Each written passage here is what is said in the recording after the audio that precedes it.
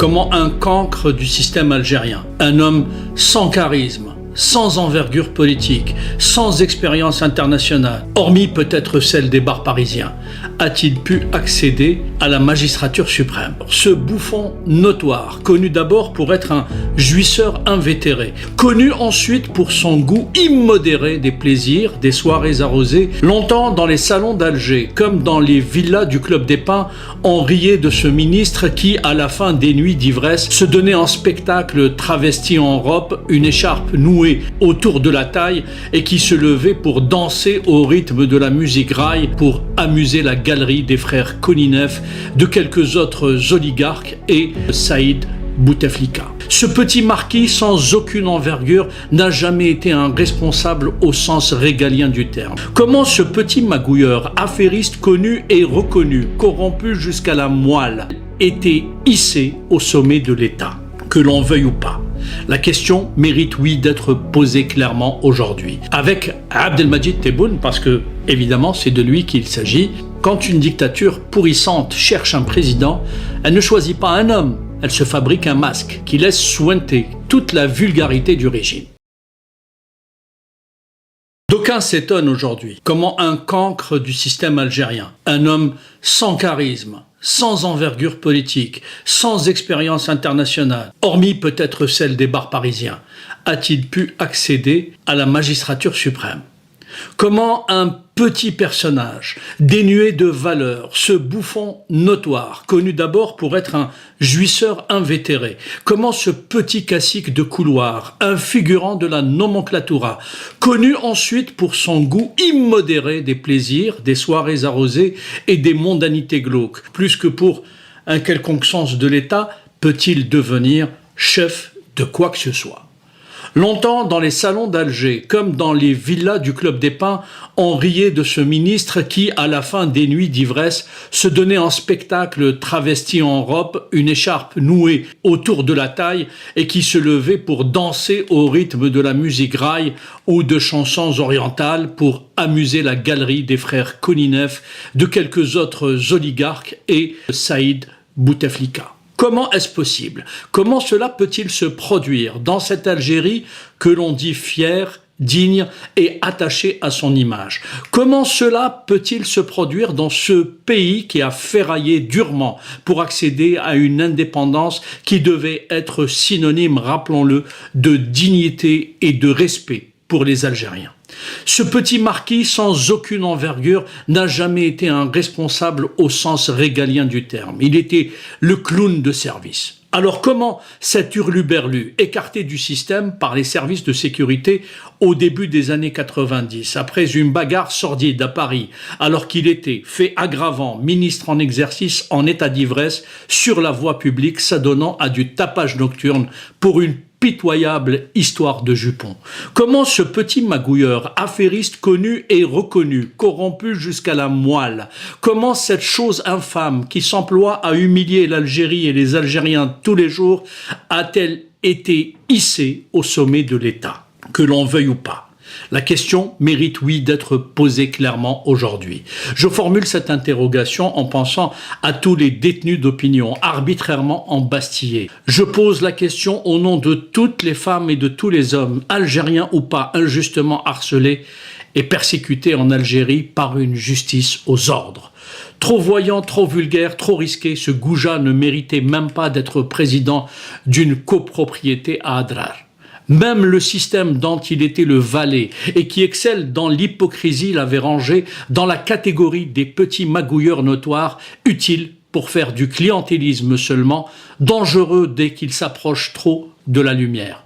Profiteur assumé, magouilleur jusqu'à l'os, je l'ai dit, embarquant sa propre famille dans le pillage et dans la prédation, il était la synthèse chimiquement pure de ce que le régime fabrique de pire. Et c'est pourtant ce déchet politique que l'on a recyclé dès 2019 à la tête de l'État algérien. Comment donc cet être ignoble qui a embrigadé, oui, ses propres enfants et sa femme dans la corruption, le clientélisme et la rapine, a-t-il réussi à faire main basse sur les attributs de la souveraineté? Comment ce triste sire, cet affamé que rien ne peut rassasier, à l'évidence, a-t-il pu prendre le contrôle de la présidence, de l'armée et des services de sécurité. Souvent, des amis en France et ailleurs m'interrogent. Comment est-ce possible? Je réponds en rappelant une évidence. Le système algérien sait produire, à force de mensonges et d'indigence intellectuelle, un chef d'État à son image. Nous vivons une époque où la médiocrité a pris le pouvoir à ciel ouvert en Algérie.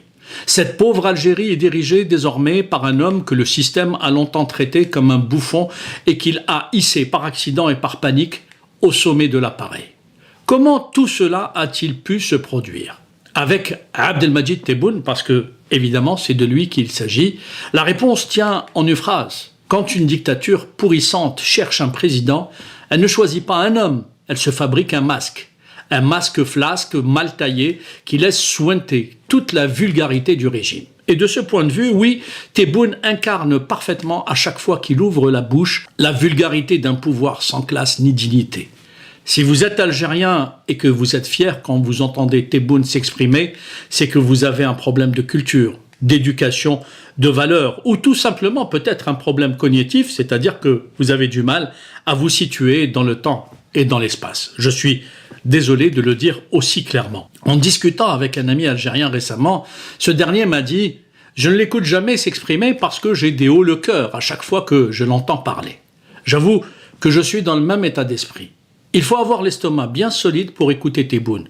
Son propos est une sorte de mélange entre un mauvais vin, du whisky frelaté, coupé avec du petit lait qui a tourné.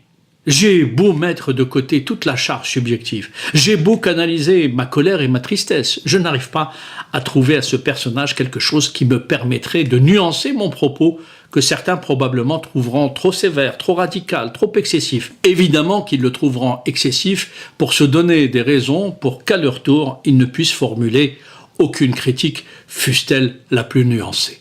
Sur le fond, il sera difficile de me contredire, à moins d'user de mauvaise foi, ce qui est, je le constate, le propre de ces défenseurs intéressés. Je parle de la clientèle de ce régime qui attend toujours récompense en redoublant de zèle. De ce point de vue, j'ai l'impression de revivre ce que j'ai vécu d'une certaine manière sous Bouteflika. Peut-être la vulgarité en moins. Je rappelle seulement que ceux qui m'injuriaient à l'époque sont aujourd'hui soit en prison, soit recyclés en train de dire pique-pendre à propos de l'ancien clan mafieux auquel d'ailleurs appartenaient ceux qui sont aux commandes aujourd'hui. En tout cas, beaucoup d'entre eux, à commencer par Tebboune lui-même. Il faut le dire, il faut le marteler, il faut le crier sur tous les toits. Cette période de médiocrité crasse qui traverse l'Algérie, non par la gangrène qui la dévore de l'intérieur comme une lèpre, nous impose à tous de dire la vérité. Toute la vérité, rien que la vérité au peuple algérien et à cette communauté internationale souvent hypocrite qui feint de ne rien voir. L'Algérie va mal et j'ai mal à l'Algérie. Et pourtant, rien, absolument rien ne prédestinait Abdelmadjid Tebboune à devenir président de la République algérienne en décembre 2019. En plein Hirak, l'homme qui devait diriger le pays n'était pas le favori du tout-puissant appareil sécuritaire algérien. Cette élection présidentielle organisée dans le contexte du chaos post-Bouteflika et d'un soulèvement populaire largement manipulé fut le théâtre d'une guerre impitoyable entre les généraux algériens où les destins se sont joués en quelques heures à peine. Je vais faire une petite rétrospective et ainsi vous permettre de comprendre comment, sous l'égide du général de corps d'armée Ahmed Gaïd Salah, le système a fini par jeter son dévolu sur ce cancre. Au début, lorsque le principe de l'élection présidentielle s'est imposé, c'est Azdine Mihoubi qui avait été le candidat des services. Le casting était clair, Mihoubi, produit docile du système, devait être le visage présentable de la continuité. En coulisses, l'architecte de cette farce s'appelait le général Wassini Bouazza. Ancien maçon d'une certaine manière, promu gardien des secrets d'État, l'Algérie est décidément le pays des miracles à l'envers, oui, ce général-major à l'ego boursouflé se voyait déjà en faiseur de roi. Bouazza avait commencé à jouer au crapaud qui pensait être plus gros que ce bœuf de Gaïd Salah. Traversé par une ivresse du pouvoir, probablement, aussi pathétique que dangereuse, celui qui était patron du renseignement intérieur algérien était persuadé alors d'avoir les épaules pour se faire décideur, alors qu'il fait en vérité un Richelieu de pacotille ou plutôt un Machiavel de bazar. Il avait choisi Mehoubi car, inexpérimenté, l'ancien ministre de la Culture donnait cette impression d'être manipulable. Et c'était probablement exact. Aussi, en faisant de lui un président, Bouazza était convaincu qu'il allait devenir le tout-puissant chef de l'appareil, à la fois sécuritaire et militaire algérien. Pourtant, cet autre cuistre était aussi bon pour le monde du renseignement que Gaïd Salah pour celui de la danse classique. Parfois, en méditant sur la réalité de ce pays, je me souviens que les femmes algériennes sont pourtant loin d'être stériles, que l'administration de ce pays, son institution militaire, ses services de renseignement, son université, son école, les familles algériennes, dignes, ont enfanté des femmes et des hommes de qualité. Où sont-ils? Où sont ceux qui ont l'étoffe de gérer le pays pour que des voyous soient ainsi hissés au sommet de l'État? À vous de me répondre si vous le souhaitez et si vous avez des réponses en commentaire. Dans les semaines précédant l'élection présidentielle du 12 décembre 2019, le nom de Azdine Mehoubi circulait donc avec insistance comme étant celui du candidat bénéficiant du soutien puissant au sein de l'appareil. L'ancien ministre de la Culture et alors secrétaire général du RND, le Rassemblement national démocratique, apparaissait aux yeux de certains cercles influents comme un profil susceptible d'assurer d'une certaine manière la pérennité du système prédateur tout en restant politiquement maîtrisable.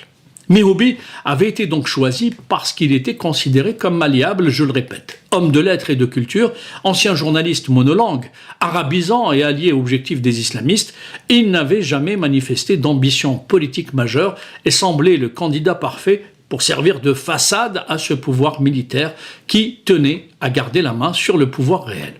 C'est donc Bouazza qui l'a poussé à se porter candidat à l'élection présidentielle de 2019 sous cette étiquette du RND.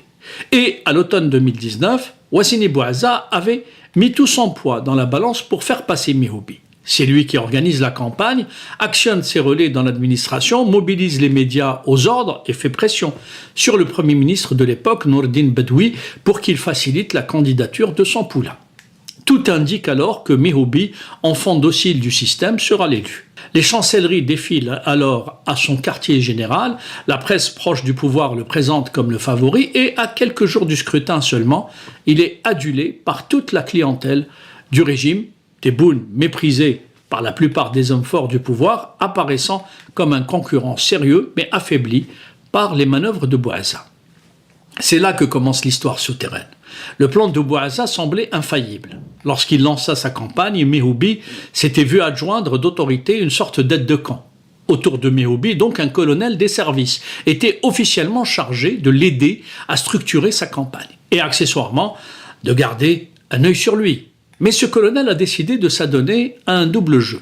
Une fois la confiance établie entre les deux hommes, Azdine Mehoubi commit une erreur fatale. Il se confia à ce colonel et lui a révélé son intention, une fois élu, de pousser notamment Ahmed Gaïd Salah à la retraite.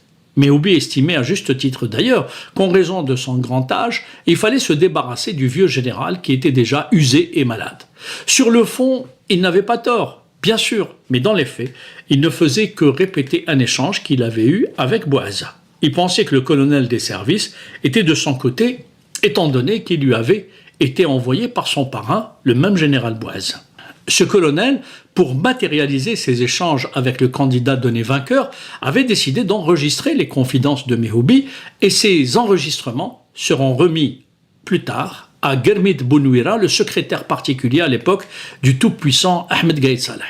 Le colonel s'était bien gardé, pour des raisons évidentes, de remettre ses preuves quant aux objectifs déclarés de Mehoubi à son chef direct, c'est-à-dire à Bouazza. Cette double trahison allait sceller le destin de Mehoubi et bouleverser bien sûr l'issue du scrutin, mais sceller aussi le destin de Wassini Bouazza lui-même. À cette époque, Ahmed Gaïd Salah se trouvait sous une pression amicale, celle du patron de la garde républicaine, le général Ben Ali. Le clan de l'Ouest, particulièrement influent au sein de l'armée, mais aussi quelques notables, avait convaincu ce général de miser plutôt sur Abdelmajid Tebboune au nom du régionalisme qui joue souvent un rôle très important à la veille des élections. L'argument était simple. Tebboune, originaire de Mechria, dans l'Ouest algérien, représentait mieux les intérêts de cette région. Il avait lui aussi le profil de l'homme malléable et manipulable. De plus, ses influenceurs trouvaient que Mehoubi, issu lui de l'Est du pays, était trop jeune pour la fonction. Ben Ali était un personnage important au sein de l'armée algérienne. Nommé commandant de la garde républicaine en juillet 2015 par Ahmed Gaïd Salah lui-même, il détenait avec ce dernier le grade le plus élevé de général de corps d'armée. Il était l'un des derniers vestiges de cette armée et Gaïd Salah le respectait énormément, c'est peut-être le seul qu'il respectait vraiment. Il faut rappeler en plus que Ben Ali, pourtant proche du clan Bouteflika, avait basculé du côté de Gaïd Salah lors du Hirak de 2019, lâchant ses anciens amis pour se ranger aux côtés du chef d'état-major. Il continuait donc d'exercer une certaine influence considérable. Et quand Ahmed Gaïd Salah découvrit, grâce aux enregistrements fournis par son chef de cabinet Bounouira, que Mehoubi comptait le mettre à la retraite une fois élu, sa réaction fut immédiate et brutale. Le redoutable chef d'état-major de l'armée, connu pour son côté rustre, était donc dans tous ses états. Mehoubi président, il faudrait lui passer sur le corps. Et passer sur le corps de Gaïd Salah, c'est quelque chose. Dans un système où le vrai pouvoir se joue en amont du scrutin, ces quelques phrases, captées dans le huis clos d'une campagne, ont donc suffi à renverser la table. Ce qui devait être l'opération de continuité parfaite d'un président manipulable tenu par des services se transforme en menace existentielle pour le vieux chef d'état-major. À 48 heures du vote seulement, Gaïd Salah tranche. Il retire de fait sa bénédiction à Mehoubi et se rallie à Tebboune qui redevenait le mieux placé. Gaïd Salah changea radicalement d'avis et décida donc de miser sur celui qui devait jouer le rôle de lièvre pour donner une certaine légitimité au scrutin, surtout aux yeux des partenaires étrangers. Tebboune a été même imposé à l'ensemble de l'appareil administratif et militaire. Je vous le répète, 48 heures avant l'élection, c'est-à-dire le 10 décembre. La machine électorale, déjà rodée et contrôlée par le ministère de l'Intérieur et les services, fut brutalement réorientée. De Mehoubi, on passa à Tebboune. Et tous les préfets furent instruits pour assurer la victoire de Abdelmajid Tebboune, que cela plaise ou pas à Bouazza. Le 12 décembre 2019, Tebboune fut déclaré président avec 58,15% des voix, tandis que Mehoubi n'arrivait, selon les résultats officiels, qu'en quatrième position, avec seulement 7,3% des suffrages. Dans une élection, bien sûr, vous l'aurez compris, massivement boycottée, massivement manipulée, naturellement, tous ces chiffres sont totalement trafiqués. J'allais dire comme d'habitude, le favori de l'armée n'était pas celui que l'on croyait, ou plutôt le favori a changé au dernier moment, au gré de ces luttes internes où un colonel muni d'un dictaphone peut, en 2 enregistrements seulement, peser davantage que des millions d'électeurs. Le général Wassini Bouazza paya très cher son soutien au mauvais candidat. 3 jours après l'élection présidentielle, une réunion de haut gradé eut lieu au ministère de la Défense. Gaïd Salah, entouré de Saïd Chengriha, leur chef des forces terrestres, et d'autres galonnés, convoqua Wassini Bouazza et d'autres généraux pour un règlement de compte. Mais c'est après la mort subite d'Ahmed Gaïd Salah, quelques jours seulement après l'investiture de Tebboune, qui a eu, il faut le reconnaître, une chance incroyable ou un alignement des planètes, pour ne pas dire autre chose, que le sort de Bouazza fut définitivement scellé. Le nouveau chef d'état-major, Saïd Chengriha, à l'époque proche de Tebboune, lança une enquête contre Bouazza. Après la mort foudroyante de Gaïd Salah, Saïd Chengriha, donc désormais chef d'état-major, ouvre le dossier. Et le 13 avril 2020, Wassini Bouazza fut démis de ses fonctions et immédiatement incarcéré à la prison militaire de Blida. Il fut ensuite condamné à de multiples reprises, 8 ans de prison ferme pour faux et usage de faux, atteinte à corps constitué, détention d'armes à feu, 16 ans de prison pour trafic d'influence, infraction aux consignes de l'armée, entrave à la justice et enrichissement illicite, et une 3e affaire concernant spécifiquement ses interférences dans le processus de l'élection présidentielle de décembre 2019 en jouant la carte de l'ex-ministre de la Culture Azdine Mehoubi au détriment des autres candidats. Désormais emprisonné, humilié, rétrogradé aux gardes de simples soldats, Djoundi, la pire humiliation pour un général. De maçon à général, de général à simple soldat, l'ascenseur social algérien fonctionne dans les 2 sens et la descente est souvent vertigineuse. Tous les classiques du régime le savent, qu'ils soient civils ou militaires. Le régime fraudeur a puni en Bouazza non pas la fraude, mais le fait d'avoir fraudé au profit du perdant. Voilà la vérité nue. Le mythe d'un Tebboune, naturellement porté à la présidence, est une sinistre blague. Ce n'est ni l'expression d'un projet, ni le couronnement d'une trajectoire, mais un accident de palais, une collision de rancœurs, de bandes-son et de clans régionaux. Résumons donc, Bouaza voulait un pantin nommé Mihoubi, Mihoubi croyait pouvoir se débarrasser de Gaïd Salah, Gaïd Salah, piqué au vif, s'est rabattu au dernier moment sur un autre pantin, jugé moins ingrat. Entre ces marionnettistes et ces marionnettes, vous l'aurez compris, le peuple n'a pas existé. Et le peuple n'existe toujours pas. Il y a une masse humaine méprisée par le pouvoir et terrorisée par lui. Au bout du processus, un constat s'impose. Si rien ne prédestinait Tebboune à la présidence, tout dans le fonctionnement opaque du régime rend possible ce type d'issue. Un système où l'armée, les services et leurs factions locales arbitrent entre leurs créatures, où un chef de cabinet devient un faiseur de roi et où la décision ultime misée sur Mihoubi ou sur Tebboune se prend non pas devant les urnes, mais dans un bureau où l'on écoute, casque sur les oreilles, la voix d'un candidat qui croit déjà tenir sa revanche sur le général qui l'a porté. Évidemment, les mouches électroniques, les petits propagandistes qui lui servent de relais, ces larbins qui sont parfois à l'intérieur du système et d'autres fois à l'extérieur de celui-ci, peuvent continuer d'entretenir la légende d'un Tebboune, père de la nation, élu par le peuple. La réalité est là, devant nous, elle est crue. Cet individu n'a aucune légitimité, je vous le répète, ni lui ni son système ne peuvent se prévaloir d'une quelconque légitimité. Il est président comme chacun de nous peut être pape.